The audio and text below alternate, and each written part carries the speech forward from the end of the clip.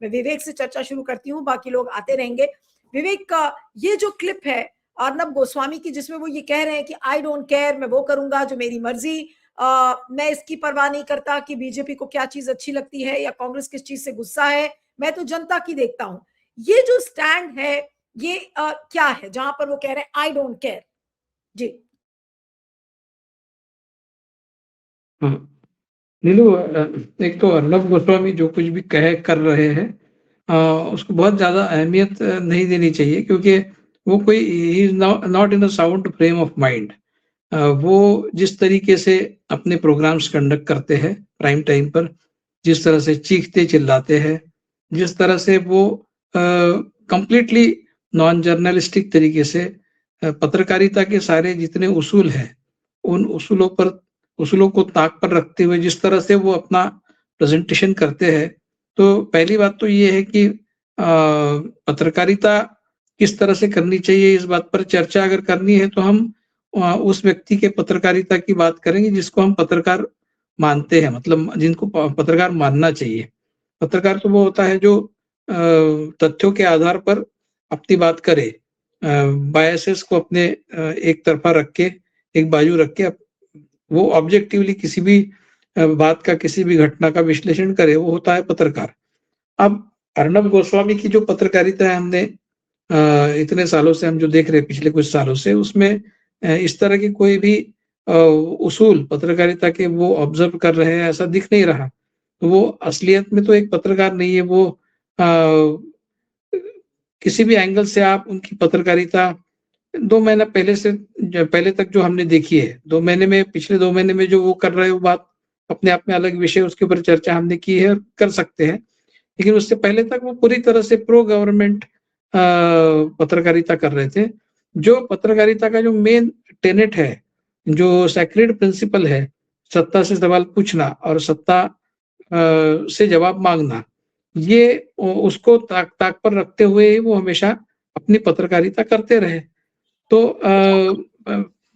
एक बीजेपी के प्रवक्ता के रूप में वो हमने उनको बात करते हुए इतने सालों से देखा है, और उसमें कई लोग उसमें विक्टिमाइज हुए। मतलब जिस तरह से राजपूत, वो जो कौन फिल्म एक्टर था राजपूत, उस केस में उन्होंने जिस तरह से कैंपेन किया, जिस तरह से वो जो उसकी एक फ्रेंड थी, क्या नाम उसका, चक्रवर्ती रिया या कुछ, तो उसको जिस तरीके से हाउंड किया गया, वो सारा जो वो क्या पत्रकारिता थी।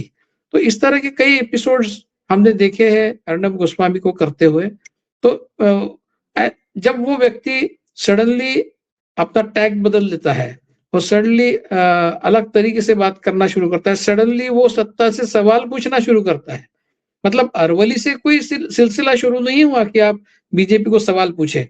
पहली बार बीजेपी ने कुछ गलत किया है अरवली के रूप में, पहली बार कुलदीप सेंगर के प्रकरण में कुछ गलत किया है बीजेपी ने पहली बार अंकिता भंडारी केस में कुछ गड़बड़ हुई है, बीजेपी की तरफ से गलती हुई है, ऐसा थोड़ी है। पिछले 11 सालों में ऐसी कई चीजें सामने आई है जिसको देखते हुए बीजेपी से कड़े सवाल पूछना जरूरी था। कब पूछा है अर्नब गोस्वामी ने? 2 महीने पहले तक का उनका रिकॉर्ड आप देखिए, तो कहाँ पूछे उन्होंने बीजेपी से, सरकार से सवाल? जिस तरीके से वो अभी पूछ रहे उस तरीके से। अब कहीं छुप छुपा के अगर कुछ स्लांटेड तरीके से पूछा होगा तो मुझे पता नहीं, क्योंकि मैं वो रिपब्लिक चैनल देखता नहीं। मुझे उस पर कभी एक बार बुलाया भी गया था तो मैं नहीं गया था। तो वो जो खेल चल रहा था रिपब्लिक चैनल पर इतने सालों से, उसमें कहाँ सत्ता से सवाल पूछा गया था, कब पूछा गया था? तो सडनली वो सत्ता से सवाल पूछ रहे हैं तो लोग उनसे ये भी ना पूछे कि भाई आपने ये आप अभी क्यों कर रहे हैं ऐसा, इससे पहले आप क्यों नहीं करते थे? ये सवाल पूछने पर वही लोगों को फिर से डांटेंगे कि मैं आपको एक्सपोज कर दूंगा। तो ये एक तो बहुत शातिर दिमाग का व्यक्ति कर सकता है जो इस तरह का ढोंग जानबूझकर ओढ़कर ये कर रहा है, या फिर वो कर सकता है जो अपना दिमागी संतुलन खो बैठा है। दो में से एक पॉसिबिलिटी है, या तो फिर वो बहुत शातिर व्यक्ति है कि वो इस तरह से अभी अपनी पोजीशन बदलकर कुछ अपना व्यक्तिगत उल्लू सीधा करवाने की कोशिश कर रहा है, या फिर वो पहले से ही अपना मानसिक संतुलन खोया है और उसकी वजह से वो इस तरह के क्रियाकलापों में लिप्त हम उसको देख रहे हैं। दो में से एक कोई पॉसिबिलिटी है, तो everybody can take one's own pick depending on how one looks at him and his journalism. ऐसा है। तो जहां तक अभी वो किसी को एक्सपोज करने की बात कर रहा है कि मैं उनको एक्सपोज कर दूंगा, तो वो उत्कंठा से उसका इंतजार करना चाहिए। और वो किसको एक्सपोज करने वाले हैं, क्या वो नीलू व्यास को एक्सपोज करने वाले हैं या फिर उसके जैसे पत्रकारों को एक्सपोज करने वाले हैं, वो देखना होगा। उसके बाद फिर हम एक बार उसके बारे में बात करेंगे। लेकिन मुझे लगता है कि जितना हम अर्णब गोस्वामी के बारे में बात करेंगे वो निरर्थक हो जाता है, क्योंकि उस व्यक्ति की किसी भी कंडक्ट में, बिहेवियर में कोई कंटिन्यूटी नहीं है, कोई लॉजिकल कंटिन्यूटी नहीं है। तो हम आज एक वो कह रहा है, कल दूसरा कह रहा है, तो we are just grappling with the logic of what he is saying, उससे ज्यादा कुछ नहीं। जी नीलू, मैं अब आपके पास आती हूँ, क्या ये कबूलनामा है कि मैं एंटी बीजेपी नहीं हूँ? बहुत साफ शब्दों में ही पूछ रही हूँ कि उन्होंने ये कह दिया कि भाई मैं एंटी बीजेपी नहीं हूँ, आप लोग जो समझना है वो समझते रहो। जैसे सिद्धार्थ ने कहा कि उनको शायद उनके जो रेगुलर फॉलोअर्स है, जो बीजेपी के सपोर्टर्स है, दक्षिणपंथी सपोर्टर्स है, जो उनको बहुत पसंद करते हैं। मुझे याद है मेरे कुछ दक्षिणपंथी मित्र है जो 2-3 साल पहले तक मुझे बहुत बार ये बोलते थे, अरे क्या पत्रकार है वो, और क्या पत्रकारिता करता है। मतलब जानबूझ के बोलते थे कि आप क्या कर रहे हैं और वो क्या कर रहे थे, फर्क देखिए। और आप देखते जाइए उसका चैनल, वो बहुत देश प्रेमी पत्रकार है। अब देश प्रेमी पत्रकार वगैरह ऐसा कुछ रहता नहीं है। अगर देश गलत कर रहा है तो पत्रकार का काम है देश की गलती बताए, और उसको आप देश के खिलाफ बताएंगे तो बात अलग है। क्योंकि देश प्रेम वगैरह ये पत्रकारिता से इसका कोई संबंध नहीं है। जिसका संबंध अर्णब जोड़ता है हमेशा, मैं नेशनलिस्ट हूँ। नेशनलिज्म और journalism can cross paths on many occasions. अगर हमारे देश ने कुछ गलत किया है तो हम उस देश आप कुछ भी हो जाए, हमारा देश हो, हम अपने देश की तरफ से बात करेंगे। ऐसे पत्रकारिता नहीं होती। अगर गलत किया है तो हम कहेंगे एक पत्रकार के नाते कि हमारे से गलती हुई है, ये हमने कहना चाहिए। तो उसमें कहीं नेशनलिज्म वाला जो ट्रेडिशनल सेंस है नेशनलिज्म का, वो पत्रकारिता से बिल्कुल अलग है। वो अपने आप को नेशनलिस्ट बताता है तो वही उसकी पत्रकारिता एक्सपोज हो जाती है कि अगर आप नेशनलिस्ट है तो इसका मतलब आप पत्रकार नहीं है।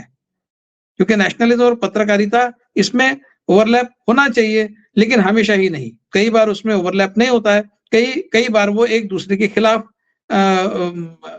पोजीशन लेते हैं, पत्रकारिता और नेशनलिज्म। तो ये सारी जो बातें हैं, ये इनको कौन समझाएगा, उनको कौन बताएगा। वो स्वयंभू है, ओमनीपोटेंट है, ओमनीप्रेजेंट है, तो उनको कौन बताएगा।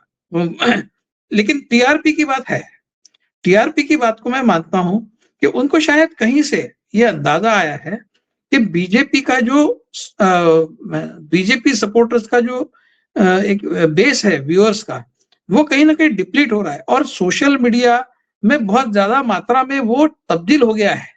जो कभी रेगुलरली बीजेपी के समर्थक रहे लोग हैं, वो धीरे धीरे अभी ऑल्टरनेटिव मीडिया जो है उसके तरफ जा रहे हैं। और आपका चैनल हो, आपके जैसे कई चैनल्स हो, जिनको जिस तरह का फॉलोइंग मिल रहा है। अब देखिए वो जो राठी है, वो 2.5 करोड़ 3 करोड़ फॉलोअर्स है उसके, मतलब सब्सक्राइबर्स है। रवीश कुमार है, इतना किसी भी मेन स्ट्रीम मीडिया चैनल को फॉलोइंग नहीं है। इसका अर्थ क्या है? इसका अर्थ यह है कि जो अल्टरनेटिव व्यूअरशिप है वो बहुत ज्यादा बड़ी है, जो रेगुलर मेन स्ट्रीम मीडिया से वो बहुत ज्यादा बड़ी है, ये स्पष्ट है। और हो ना हो, कहीं ना कहीं इनका टीआरपी घट रहा था। जो रेगुलर उनका BJP pro right wing audience है, वो टीआरपी कहीं ना कहीं फिसल रहा था, इसलिए कि शायद एक बहुत बड़ा सेक्शन व्यूअर्स का वो सोशल मीडिया की तरफ झुक रहा था। उसके कई कारण हो सकते हैं। ये हो सकता है कि कई लोगों का मोदी सरकार के साथ में एक नाराजगी हो, डिसएंचेंटमेंट हो, जिसके चलते उनको ये समझ में आया हो कि ये जो हम इनको समझ रहे थे वैसे ये नहीं है, ये तो फेल्यूर्स इनके ज्यादा है। इस तरह का कोई सेंस एक बड़े सेक्शन में बन रहा था, जिसके चलते वो सेक्शन धीरे धीरे सोशल मीडिया के उन ऑल्टरनेटिव चैनल्स की तरफ बढ़ रहा होगा। मुझे इसका अभ्यास नहीं है। जो अर्णब गोस्वामी ने बड़े चालाकी से समझ लिया, और वो अभी ऑल्टरनेटिव मीडिया को भी हथियाना चाहता है, उसमें भी अपनी स्पेस बनाना चाहता है और बीच-बीच में प्रो बीजेपी भी प्रोग्राम करते रहना और बीच-बीच में एंटी बीजेपी भी प्रोग्राम करते रहना, यानी वो riding two horses at the same time. इस तरह का कुछ वो शायद कोशिश कर रहा है ताकि दोनों तरफ का व्यूअरशिप उसको मिले और उसका जो साइज़ है व्यूअरशिप का वो बना रहे या फिर बढ़े। ऐसा ऐसी कुछ चालाक एक योजना उसकी हो सकती है। मुझे पता नहीं, मतलब मैं जैसे मैंने कहा कि मैं बहुत उसका अभ्यास उसके चैनल का मैंने नहीं किया है, उतना ही मुझे मालूम है कि वो बहुत ब्लेटेंटली, ब्लाइंडली सरकार की तरफ से बात करता रहा है, जो पत्रकारिता का एंटीथेसिस है। कोई भी सरकार की बाजू उठाकर बात करना और उसकी तरफ से बात करना, ये पत्रकारिता का एंटीथेसिस है। मैं ये नहीं कर रहा हूँ कि हमेशा ही सरकार के खिलाफ बात होनी चाहिए। जहाँ सरकार की बात सही है, वहाँ सरकार की तरफ से भी बात होनी चाहिए। क्योंकि ऐसा होता तो नहीं है कि सरकार हमेशा ही गलत होती है। ऐसा तो नहीं होता है। कई बार वो सही भी होती है, कई बार गलत भी होती है। तो एज़ द केस में भी आपको उसके हिसाब से अपनी पत्रकारिता करनी पड़ती है। लेकिन आप अगर कंसिस्टेंटली एक ही तरफ से बात करते रहे हैं और सडनली आप टैग बदलकर दूसरी तरफ से बात करने लगे हैं, तो इसका मतलब है कि आपकी बात में कोई लॉजिकल एक्सटेंशन नहीं दिख रहा है। जो नई बात आप कर रहे हैं, उसमें पुरानी बात का कोई लॉजिकल एक्सटेंशन नहीं है। तो वो ये जो इलॉजिकल चीज़ आप कर रहे हैं, उसके पीछे दूसरा कोई गणित है, ये बात तो सच है, ये बात तो पक्की है। तो दूसरा गणित क्या होगा? दूसरा गणित तो बिज़नेस ही हो सकता है, क्योंकि ऐसा तो नहीं है कि आप आइडियोलॉजी भी छोड़ दिया और बिज़नेस भी छोड़ दिया आपने, ऐसा तो नहीं हो सकता। बिज़नेस को तो आपको इतना बड़ा चैनल चलाना है, लोगों की सैलरीज़ देनी है, पैसे की ज़रूरत है। तो ठीक है। जब तक व्यूअरशिप बहुत बड़ा ना हो, तब तक ये साध नहीं सकते आप। तो व्यूअरशिप को बचाने की कोशिश के तहत दोनों तरफ अपनी बाजू रखने की एक चालाकी भरी कोशिश शायद अर्नब गोस्वामी कर रहे होंगे